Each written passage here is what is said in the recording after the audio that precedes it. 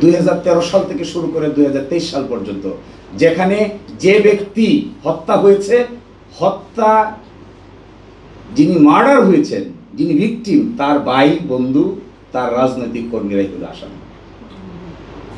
251টা। আমি বিশেষভাবে এটা করে একটা ফাইল করে সুন্দর করে বাধাই টাদাই করে রাখছি, শুধুমাত্র মনের শান্তির জন্য। মাঝে মাঝে দেখি, কিছু তো আর করতে পারি না, ফাইলটা খুললে দেখে আবার বন্ধ করে রাখি।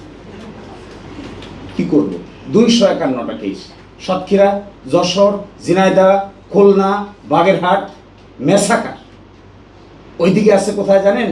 রংপুর, দিনাজপুর, ওই পাশে আছে বিরাট একটা। ওইদিকে আছে বগুড়া, সিরাজগঞ্জ, পাবনা, এই দিক থেকে শুরু করে আস্তে আস্তে রাজশাহীর ওই চাঁপাইনবাবগঞ্জ। আসামিকে, আসামি হলো অমুক, মৃত্যুবরণ করেছে কে? তার এই দলের সিনিয়র ব্রাদার, মিছিল করতে গিয়ে পুলিশের গুলিতে মৃত্যু হয়েছে। পুলিশের কেউ আসামি না, আসামি হলেন তার জুনিয়র পলিটিক্যাল অ্যাক্টিভিস্ট। আশ্চর্য ব্যাপার, আশ্চর্য। আমি মরলাম, আমি আসামি, আমরাই মরেছি, আমরাই আসামি। হায় হায় খোদা, ধরনী তো দ্বিধা বিভক্ত হয়ে যাবে এগুলো শুনলে। পৃথিবীর কোথাও এগুলো আছে কিনা আল্লাহ ছাড়া কেউ বলতে পারবে।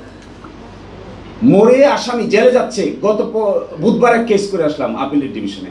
এইরকম এক আসামিকে এইবারকার পুলিশ, তখনকার দিনে একটা ওয়ারেন্ট হয়েছিল, কগনিজেন্সের পরে ওয়ারেন্ট হয়, আইনের টেকনিক্যাল টার্ম আপনারা হয়তো অনেকেই ধারণা থাকবে না। কগনিজেন্স হয়ে যাওয়ার পরে ওয়ারেন্ট হয়েছে, ওয়ারেন্ট হলে পরে তাকে বাড়ি থেকে গিয়ে ধরে নিয়ে আসছে এই মে মাসে। মামলা কবে? 2013 সালে। মৃত্যুবরণ করেছে কে? তারই আরেকজন সহকর্মী। হাইকোর্ট তাকে বেল দিয়েছে, সেশনস কোর্ট বেল দেয় না। সরকার আবার তার বেল ঠেকানোর জন্য হাইকোর্টের আদেশের বিরুদ্ধে সুপ্রিম কোর্টে গেছে।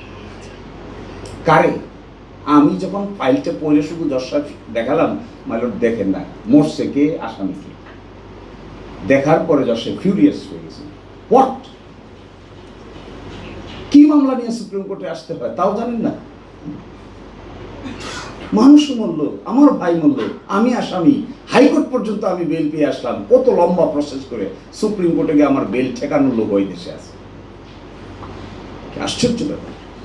তো আমি আরেকটা রিসার্চ করেছিলাম ভাই, এটা আছে আমার কাছে কোনো একদিন, 2176টা ঘটনা 2000 সাল থেকে 2023 সাল পর্যন্ত পুলিশ কর্তৃক সংগঠিত অপরাধ।